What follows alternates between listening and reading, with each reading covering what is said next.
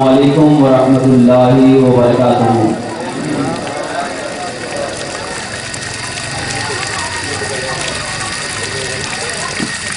تمام لوگوں سے یہ ادب گزارش ہے کہ تقریر کے دوران اٹھ بیٹھ نہ کریں، ورنہ اگر اٹھ بیٹھ کریں گے تو میں تقریر وہیں پہ ختم کر کے اٹھ جاؤں گا۔ اور خاص کر بچے لوگوں سے ہے کہ ادھر ادھر نہ کریں، اور بڑے لوگوں سے یہ ہے کہ بچوں کو بٹھا لیں، بہتر ہوگا۔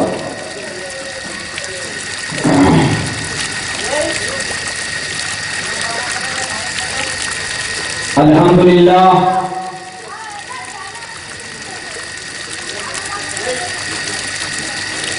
الحمدللہ رب العالمین،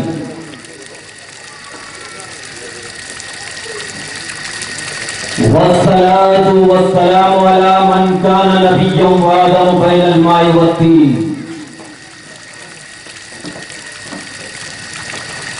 وعلى آله وصحبه أجمعين، أما بعد، قال الله تبارك وتعالى في القرآن المجيد والفرقان الحميد،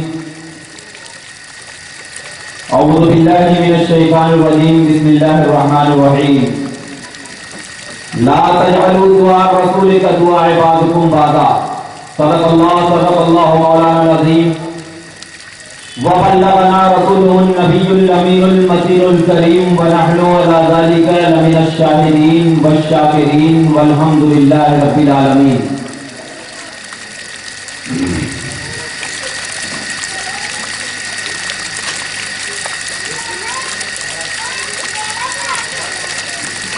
حضرات گرامی،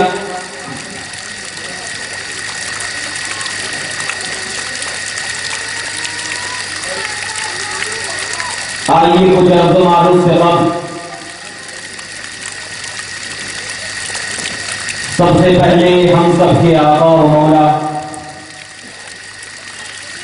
حضور احمد مختار سید الابرار، دونوں عالم کے تاجدار حضور محمد مصطفیٰ صلی اللہ علیہ وسلم کی بارگاہ بقدس پناہ میں ہدیہ درود پیش کریں اور بآواز بلند پڑھیں، اللہم صلی علی سیدنا و شفیعنا حبیبنا مولانا محمد بارک وسلم، صلاۃ و سلام علیک یا رسول اللہ صلی اللہ تعالی علیہ وسلم۔ جب میدان بدر میں صحابہ کرام نے اللہ اکبر کا نعرہ لگایا تھا صرف ایک مرتبہ، تو 2000 کافر اس آواز کو سن کر بھاگ گئے۔ اگر آپ لوگ درود پاک اس انداز سے پڑھیں گے تو یقیناً میرا ایمان ہے کہ یہاں پر جو شیطانی چہرے لے کر آئے ہیں وہ درود پڑھ کر بھاگ جائیں۔ اسی لیے رسول کے صدقے طفیل میں اپنے دل کو نورانی کرنے کے لیے درود پاک کا نذرانہ پڑھو۔ پڑھیے بآواز بلند، اللہم صلی علی سیدنا و شفیعنا حبیبنا مولانا محمد بارک وسلم، صلاۃ و سلام علیک یا رسول اللہ، صلاۃ و سلام علیک یا حبیب اللہ صلی اللہ تعالی علیہ وسلم۔ حضرات، مسلسل تقاریر کی بنیاد پر آواز میں کچھ پریشانیاں ہیں، لیکن انشاءاللہ مایوس نہیں کروں گا، اور ہمارے بعد بھی آپ کو کئی تقاریریں سننی ہیں، تو آپ دل تھام کر بیٹھیے انشاءاللہ تبارک و تعالی۔ جب تک آپ میلاد کی محفل میں بیٹھے رہیں گے اللہ کی رحمت آپ پر مہربان ہوتی رہے گی،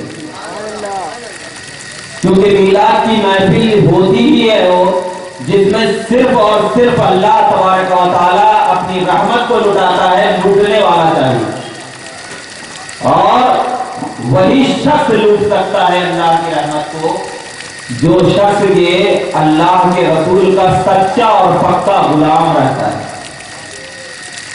اور جب غلام رہتا ہے تو اپنے آقا کو پکارتا ہے، نہیں پکارتا ہے؟ پکارتا ہے۔ جب اپنے آقا کو پکارتا ہے تو پروردگار عالم نے جب دیکھا کہ غلامان رسول میلاد کی محفل کو سجائے بیٹھے ہیں، اپنے دل میں نظریات کے بادل کو اٹھائے بیٹھے ہیں، تو ذرا ان کو پکارنے کا طریقہ بتا دو، ان کو پکارنے کا طریقہ بتا دو، تاکہ اگر ان کی زبان سے کوئی الفاظ بھی نکلے تو عشق رسول میں نکلے، کوئی الفاظ صادر ہو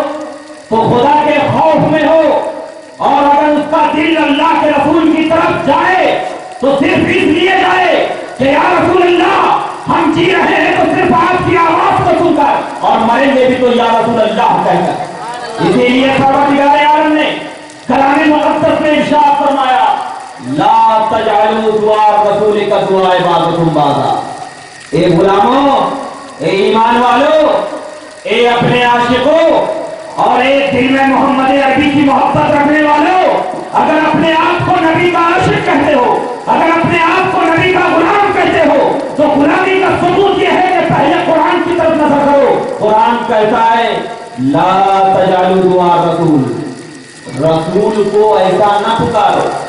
قرآن کیا کہہ رہا ہے؟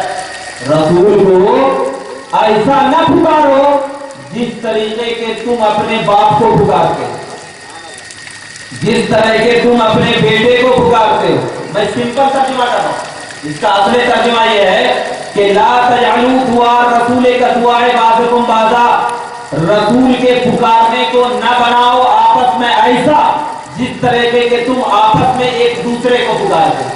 جیسے کوئی آیا ہم کہہ دیے حافظ وسیم صاحب ادھر آئیے، کوئی آیا ہم کہہ دیے اظہر صاحب ادھر آئیے، نام لے کر پکار رہے ہیں۔ لیکن خدا کہہ رہا ہے یہ تو بندہ ہے، نبی بھی بندے ہیں، لیکن بندہ ایک ایسا بندہ ہے جس کی بندگی پروردگار عالم کے نزدیک حبیبیت میں بدل گئی، جس کی بندگی پروردگار عالم کے نزدیک مختاریت میں بدل گئی، جس کی بندگی پروردگار عالم کے نزدیک غیبیت میں بدل گئی۔ اب اس بندے کو اگر پکارنا ہے تو اس انداز سے پکارنا جس انداز سے کہ اللہ نے پکارا ہے۔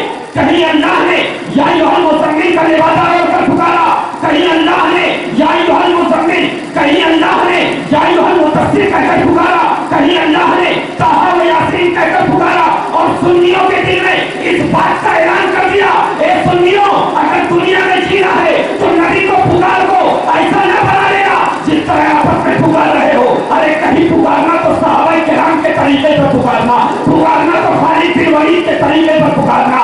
اے خالد بن ولید ذرا بتائیے تو صحیح، آپ نبی اکرم کو پکارتے تھے تو کیسے پکارتے تھے؟ حضرت خالد بن ولید کا جواب ہوگا جنگ میں ہو، صحابہ کرام ہمارے سامنے ہیں، کفار آنے قریش بھی ان کے سامنے لڑ رہے ہیں، لیکن مجھے یاد آتی ہے اس نبی اکرم کی جس کے صدقے طفیل میں اس خالد کو وہ عزت ملی، جس کے صدقے طفیل میں خالد کو سیف اللہ کا لقب ملا، جس کے صدقے طفیل میں خالد کو ایک عالم ربانی کا خطاب ملا، جس کے صدقے طفیل میں خالد ایک تلوار چلا دے تو اس تلوار کو کہہ دیا کہ خالد کا ہاتھ بول رہا ہے لیکن چلانے والا پروردگار عالم ہے، چلا دے تو وہی خالد جب آقا کی بارگاہ میں جھکتا ہے اور جھک کر کہتا ہے تو خالد کی زبان سے بھی یا رسول اللہ کے نعرے نظر آنے لگتے ہیں اور یہ اعلان کر دیتے ہیں کہ دنیا والوں یہ خالد کو عصمت ملی ہے تو نبی پاک کا صدقہ ہے، یہ خالد کو فراوانی ملی ہے تو اللہ کے رسول کا صدقہ ہے۔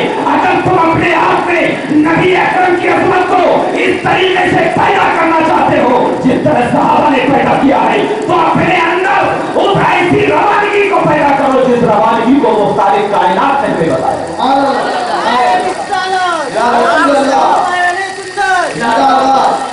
آج یہ میلاد النبی کا مبارک جلسہ ہم یہاں پر منانے کے لیے بیٹھے ہیں، اور جب منانے کے لیے بیٹھے ہیں ہم سے پہلے آپ نے انگلش میں تقریر سنی کہ بدعت کیا ہے، بدعت کی حقیقت کیا ہے، نبی کی عظمت کیا ہے۔ جو لوگ ہم تمام کو یہ کہتے ہیں کہ یہ میلاد النبی کا جلسہ اہل سنت کے نزدیک صرف ہے اور کچھ بھی نہیں، مگر ان لوگوں کو بھی جا کر دیکھیے سیرت النبی کا جلسہ، سیرت النبی، تو کیا سیرت النبی کا جلسہ کبھی سرکار نے منایا ہے؟ ایک ذہن دیتا ہوں، ہم میلاد النبی کا جلسہ مناتے ہیں نا، عام سوال، وہ لوگ کس کا جلسہ مناتے ہیں؟ سیرت النبی کا، اور ہم میلاد النبی کا، کیونکہ میلاد النبی ایک درخت ہے اور اس درخت کی ٹہنی ایک سیرت ہے، تو ہم لوگ درخت کو پکڑتے ہیں، ٹہنی کی طرف نہیں جاتے، کیونکہ درخت کو پکڑو گے تو ہزار ٹہنی آئے گی اور ایک ٹہنی کو پکڑو گے تو درخت ہٹ جائے گا، اسی لیے درخت کو پکڑو تاکہ ताकि उस तरफ में कई टहनियां जो आ रही हो ना वो भी आ जाए। तो हम उनसे यही सवाल करते हैं, क्या नबी ने या सहाबा ने सीरत का जलसा मनाया है? अगर वो कहेंगे कि हाँ मनाया, तो जब नबी ने और सहाबा ने सीरत का जलसा मनाया है, और सीरत किसको कहते हैं? नबी की जिंदगी को। सीरत किसको कहते हैं? नबी की जिंदगी के बयान करने को सीरत कहा जाता है। जब नबी की जिंदगी के बयान करने को सीरत कहा जाता है तो नबी की जिंदगी को बयान करना कब ज्यादा दुरुस्त होगा? शुरू से लेकर के आखिर तक बयान किया जाए, यानी पैदा होने से लेकर के विसाल तक बयान किया जाए, उसी को तो सीरत। तो अब सीरतुल नबी का जलसा और नबी की पैदाइश का जिक्र ना हो तो सीरत अधूरी। नबी की पैदाइश का अगर जिक्र ना हो तो सीरत अधूरी। और जब सीरत अधूरी है तो ये किसका तरीका है? कुफाराने कुरैश का। यानी जब मुल्क शाम के काफिर मक्का में आकर नबी अकरम की पैदाइश के बारे में पूछते कि नबी कब पैदा हुए, उनकी फजीलत का जरा बताओ, तो कुफारे मक्का कहते थे ये तो आम बच्चा है, पैदा हुआ है, बोला दिन और बोला दिन इस्तेमाल कर दिया, उनकी जिंदगी क्या बयान कर। मतलब ये हुआ कि आज हम मीलादुन नबी के जलसे को मनाकर इस बात का ऐलान करते हैं कि मीलादुन नबी कोई आम जलसा नहीं है, मीलादुन नबी कोई ऐसी महाभारत की लड़ाई नहीं है, मीलादुन नबी किसी की बर्थडे मनाने का नाम नहीं है, मीलादुन नबी किसी इलेक्शन पार्टी के सर पर फूल चढ़ाने का नाम नहीं है।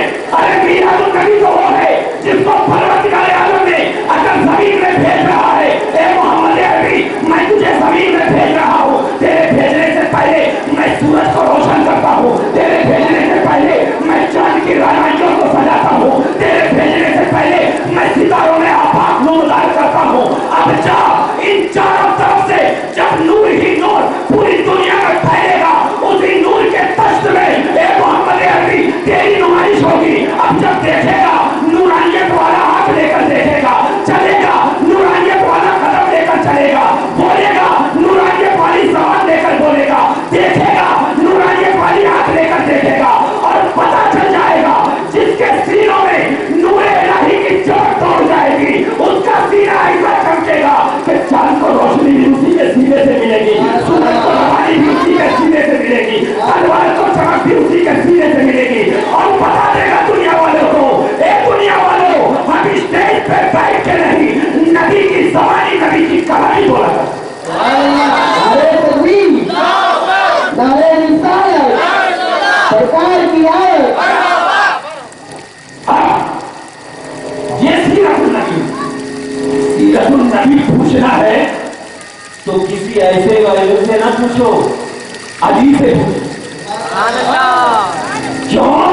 इसलिए मैं अली का नाम लिया हूं कि बचपन से लेकर के बुढ़ापे तक अली ने नबी का साथ दिया और बता दिया जो बचपन से लेकर जवानी तक साथ दे वो नबी का हो जाता है और नबी उसका हो जाता है। जो बचपन से लेकर बुढ़ापे तक नबी का साथ दे वो नबी का और नबी उसका।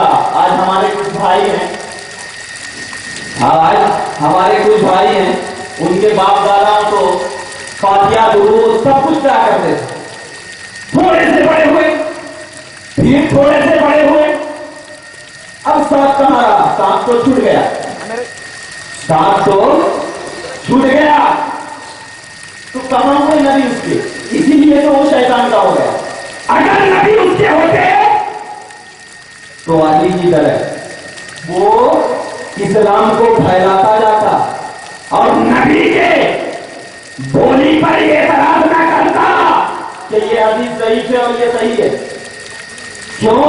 इसलिए कि जब अली को नबी ने कहा अली, कुफ्फारे मक्का घेरे हुए हैं, बुखारी के हदीस बोल रहा हूं, कुफ्फारे मक्का अली घेरे हुए हैं, तुझे डर नहीं लगता? अली ने कहा या रसूलल्लाह आपका साथ है तो डर किस बात की है? आपका साथ है तो डर किस बात की है? क्योंकि आप तो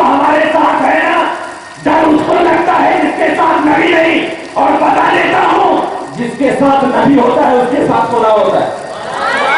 क्योंकि कुरान कहता है कि जब नबी ने पत्थर को फेंका तो कुरान कहा हमारा नहीं था इसरा नहीं था वलाकिन अल्लाह रमा। हदीस कह रही है उठाते हुए पत्थरों को सहाबी ने देखा, अली ने देखा कि पत्थर जमीन से उठाया गया। कुफारे मक्का पर नबी ने पत्थर को मारा, लेकिन कुरान क्या कह रहा है? हमारा नहीं था। ए महबूब आपने इस पत्थर को नहीं मारा। इजराइल का देखिए कुरान का उसलूब देखिए, हमारा नहीं था। ए महबूब आपने इस पत्थर को नहीं मारा, इजराइल का। जब आपने मारा, क्या कह रहा है कुरान? आपने नहीं मारा, जब आपने मारा, वलाकिन अल्लाह रमा। लेकिन अल्लाह ने उस पत्थर को मारा। मैं कहता हूं या रसूल अल्लाह, हमारे माँ बाप आप पे कुर्बान, अली की आंख देख रही है कि आपने पत्थर को उठाया। अली का दिल गवारा कर रहा है कि आपने पत्थर को उठाया। ज़हन दिमाग एक तरफ, कुरान की आयत एक तरफ। मगर अली उस वक्त भी गुमराह न हुए। अगर वहां कुरान पर कोई दकीक नजर से देखता तो गुमराही का लेवल लग सकता था, लेकिन अली को यकीन था कि अली नबी के साथ बड़ा हुआ है, नबी के साथ अपनी जिंदगी को गुजारा है, नबी के साथ बचपन से लेकर जवानी तक अपनी अदाओं में सींचा गया है। अली की जबान पर महरे नबूवत वाले हाथ पड़े हैं, अली के सीने पर इल्मियत का ताजदार बनाया गया है, अली के सरों पर इमामा का ताज रखा गया है। अली ने कहा या रसूल अल्लाह, वाकई आपने नहीं फेंका, लेकिन अल्लाह ने फेंका। क्यों कहा अली ने? हदीस कह रही है नबी ने फेंका, कुरान कह रहा है अल्लाह ने फेंका। बता, हदीस हदीस कहते हैं किसको माना जाए? कुरान को माना जाए या हदीस को माना जाए? दोनों को माना जाए। कुरान को भी माना जाए, हदीस को भी माना जाए, लेकिन कैसे मानेंगे? कोई तो तरीका हो ना कि कुरान भी मान लो, हदीस भी मान लो। तो तरीका पूछना है तो नबी से पूछो, या रसूल अल्लाह आपके कदमों में गिरूंगा तो तरीके मिलेंगे, और आपके पीछे बुराइयां करूंगा तो चहराने हम मिलेंगे। इसीलिए नबी ने कहा, इसीलिए अब मैं आपको ले जाना चाहता हूं सर, अभी यहां पर लेकर छोड़ दिया क्योंकि मैं ला रहा हूं वहीं पर फिर से। अब मैं आपको बताऊं इससे क्या महसूस हुआ कि नबी की जात कुछ न कुछ तो आला मकाम रखती ही रखती है। तब तो अल्लाह ने कहा कि ए महबूब आपने जो फेंका वो आपने नहीं बल्कि अल्लाह ने फेंका। महसूस हो गया कि हमारा फेंकना अलग है और नबी का फेंकना अलग है। कुछ न कुछ तो फजीलत होगी। अब जब कुछ न कुछ फजीलत होगी तो कैसी फजीलत, किस अंदाज की फजीलत, किस नौजत की फजीलत। अब आइए, ऐसी फजीलत तिरमिज़ी शरीफ की हदीस पाक है और इसको अल्लामा साहिब नसफी तफसीर मदारिक तंजील में नकल करते हैं। क्या कि नबी अकरम सल्लल्लाहु अलैहि वसल्लम का साया जमीन पे नहीं पड़ता था। नबी पाक सल्लल्लाहु अलैहि वसल्लम का साया जमीन पर नहीं पड़ता था। अब मैं पूछता हूं कि क्यों नहीं पड़ता था? क्या वो इंसान नहीं थे? अरे हमारे तरह कोई इंसान थे, जैसे कि उनकी बोली में कुछ नमाना बचाओ जिसको यूहा इलैया, वो लोग जो कहते हैं महबूब हमने आपको तुम्हारी तरह बचा बना करके, महबूब आप कह दीजिए कि मैं तुम्हारी तरह बचा हूं। तो जब बशर का साया जमीन पर नहीं पड़ रहा, वजूहात क्या? इस वजूहात की बुद्धि को समझाने के लिए अल्लामा जलालुद्दीन सयूती का कलम उठता है। अल्लामा जलालुद्दीन सयूती का कलम उठता है अल खज़ाइनुल कुबरा जिल्द 1 सफ़ा नंबर 17 पे अल्लामा जलालुद्दीन सयूती अलैहि रहमतुल्लाह व रिज़वान इरशाद फरमाते हैं कि लोगों सुनो कि परवरदिगार आलम ने नबी पाक सल्लल्लाहु अलैहि वसल्लम को जो इतनी ताकत, इतनी अजमत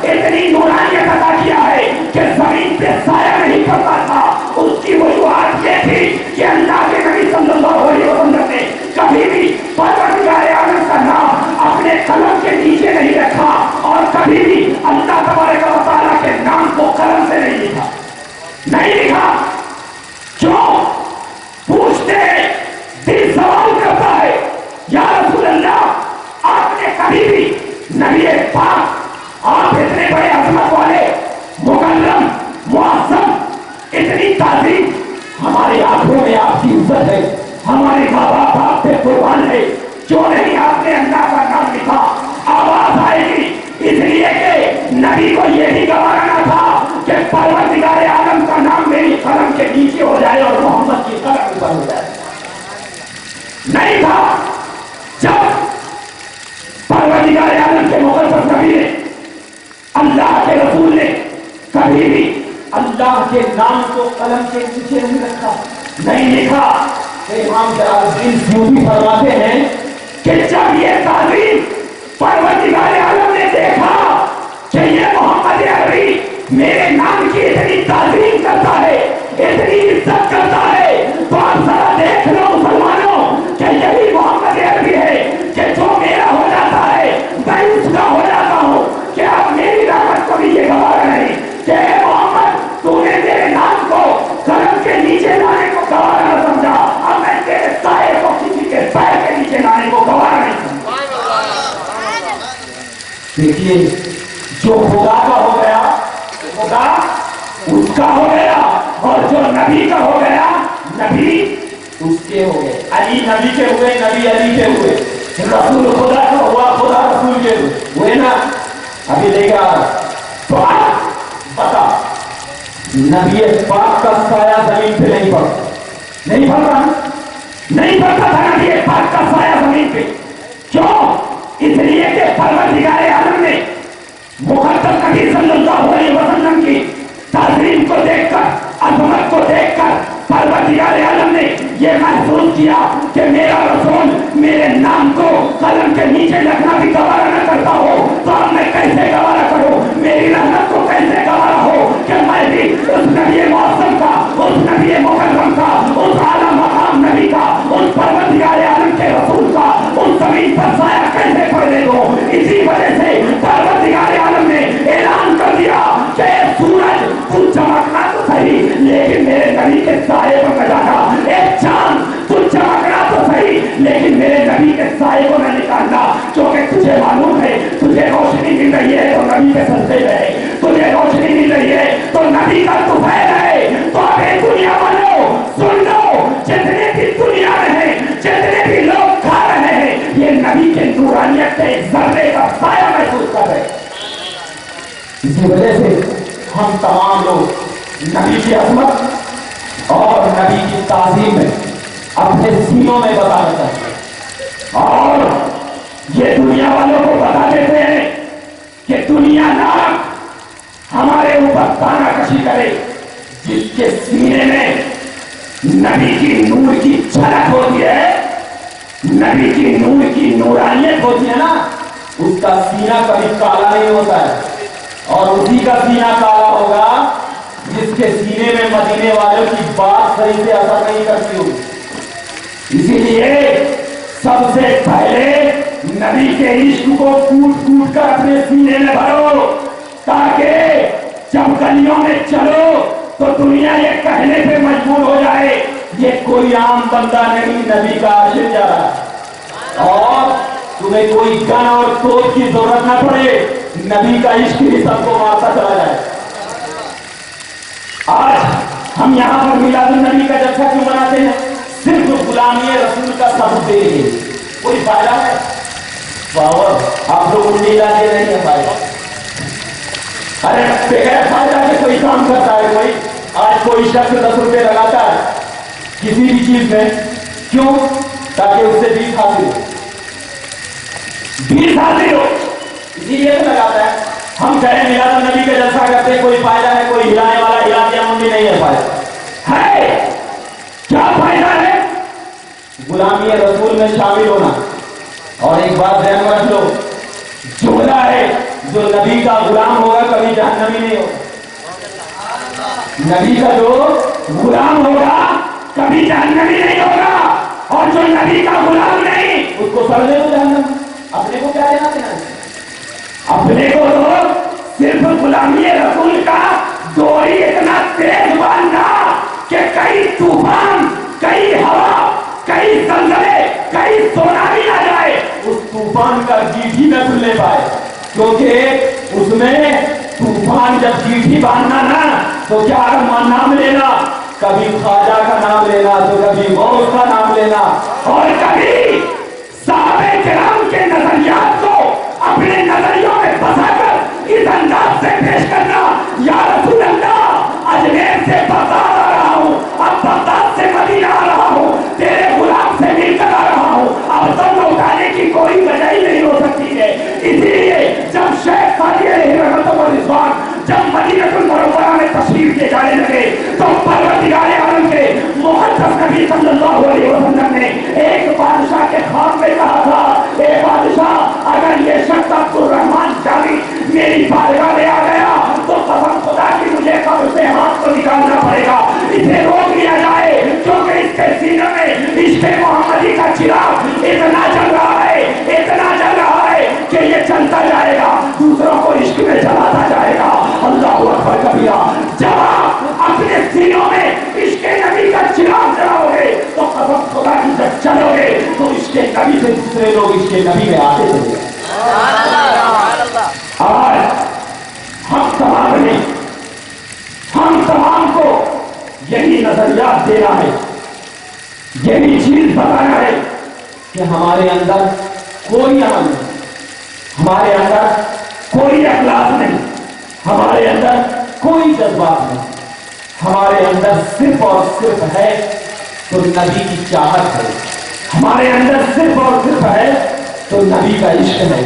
اور ایسا عشق کیوں ہم نبی کو اتنا بڑا مانتے ہیں؟ کیا کوئی وجوہات ہیں جو نبی کو ہم بڑا مانیں؟ اتنے تو وجوہات ہی بتا رہا تھا کہ نبی عظمت والے ہیں، کیونکہ نبی کا سایہ زمین پہ نہیں پڑتا۔ عظمت والے کا سایہ زمین پہ کہاں؟ جس نبی کو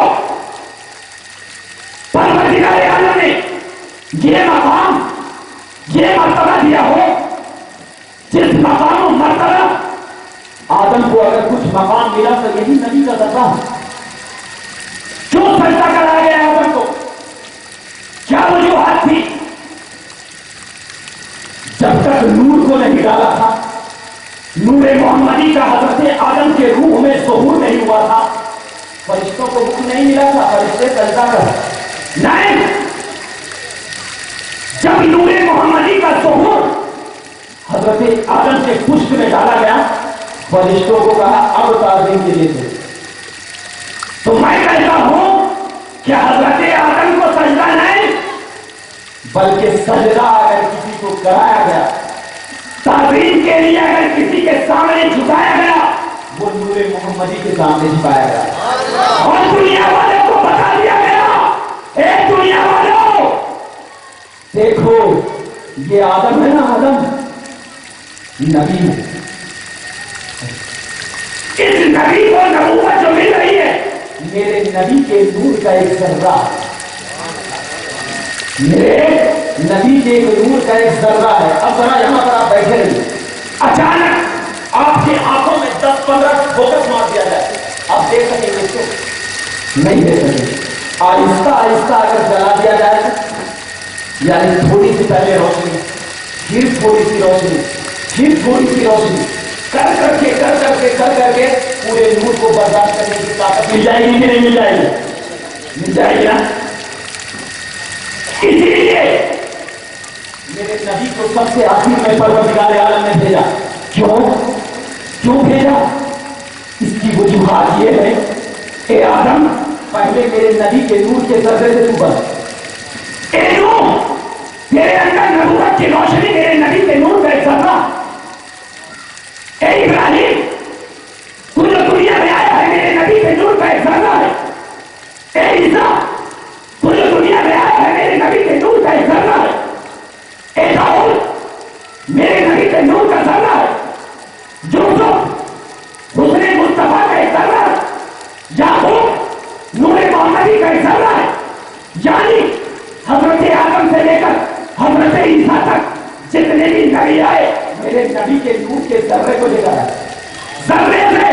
کیوں؟ اس لیے کہ لوگوں میں تھوڑا تھوڑا کر کے نور ڈالا جائے تاکہ لوگوں کو برداشت کی طاقت مل جائے، لوگ تھوڑا تھوڑا کر کے برداشت کرنے کے قابل بن جائے۔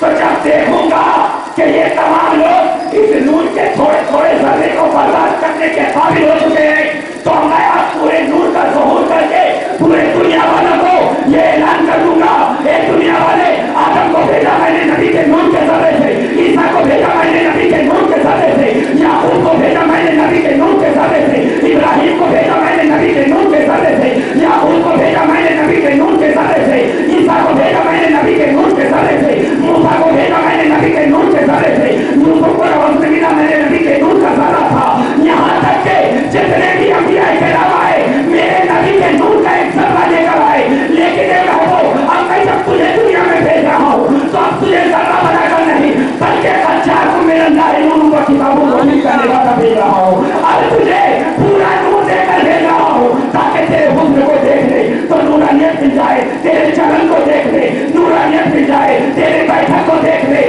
نورانیت مل جائے، تیرے چلنے کو دیکھ لے نورانیت مل جائے، تیرے لبوں کو دیکھ لے نورانیت مل جائے، تیرے ذہن کو دیکھ لے نورانیت مل جائے، تیرے پسینے کو چوم لے نورانیت مل جائے، تیرے نوائے مبارک کو چوم لے نورانیت مل جائے، تیرے تمام جسم کو دیکھ کر تمام لوگ نورانیت محمدی میں ایسا ڈوبنے لگے کہ خود تو کہنے سے مجبور ہو جائے علیکم بسنتی وسنت الخلفاء، کیونکہ یہ لوگوں میرے اندر نور ہے، تم میرے نقش قدم پر چلنا۔ اب صحابہ نے بھی میرا نور لے لیا ہے، صحابہ نے بھی میرے نور سے استفادہ کیا ہے، اب صحابہ کا طریقہ بھی تمہارے لیے ضروری ہو گیا۔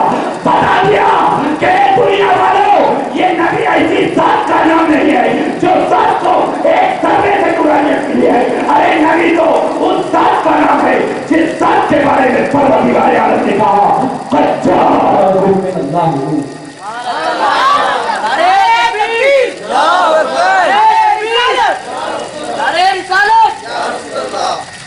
اب معلوم ہو گیا کہ نبی کی کتنی بڑی فضیلت ہے۔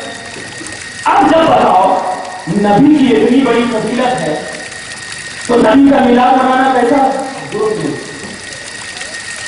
تمہارے باپ کی اگر برسی ہو جائے مناتے ہیں نا، مناتے ہیں، تو اس نبی کو اتنی طاقت، اتنی عظمت، اتنی نورانیت کا مالک بنا کر پروردگار عالم نے یہ اعلان کر دیا کہ ذرہ نہیں بلکہ ذرہ پر نور بھیج رہا ہوں۔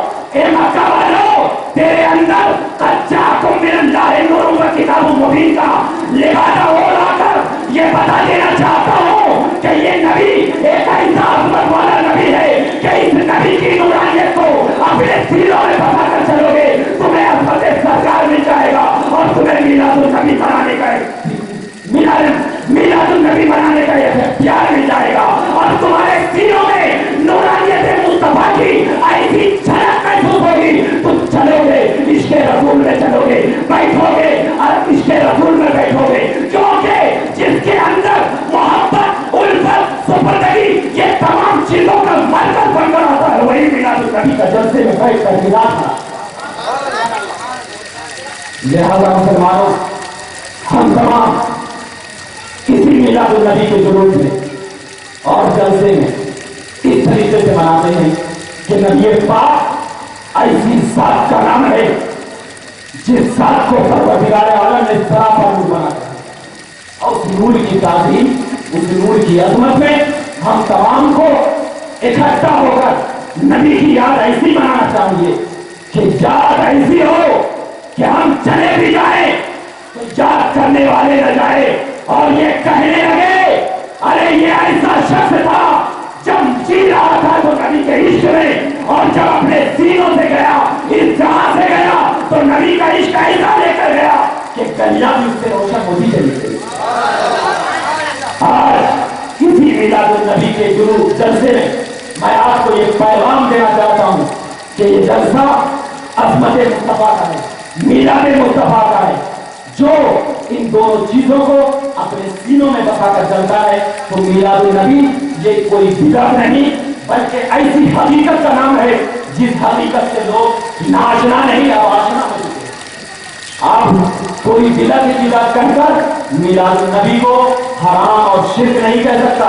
اور ایک چیز ذہن رکھنا کہ اگر میلاد النبی کو کوئی شرک اور کہے تو اسے یہی جواب دینا کہ میلاد النبی یہ عقیدے میں نہیں آتا ہے. میلاد النبی عقیدے میں نہیں آتا. کوئی منائے تو ثواب ہے, نہیں منائے تو کوئی کافر اور مشرک ہو جاتا ہے. عقیدے میں نہیں آتا, عقیدے میں آتا ہے نبی کا علم ہے. ارے جب تم اس طرف نہیں جا رہے ہو جو میلاد النبی کا کیوں کیا بولتے ہیں کہ میلاد النبی کا جلسہ نہیں مانا کیوں؟ اس لیے کہ ان لوگوں کو معلوم ہے کہ اگر ڈائریکٹ ہم عظمت مصطفیٰ کا انکار کر دیں گے نا, اگر رسول صلی اللہ علیہ وسلم کی عظمت کا اگر ڈائریکٹ انکار کر دیں گے تو سنی اسے گاڑ دیں گے. کیونکہ قرآن و حدیث نبی کی عظمت پر اتنی شاہد ہے, کلام اللہ کی آیت نبی کی عظمت پر یہ پیغام دے رہی ہے کہ نبی کی عظمت کتنی بڑی ہے.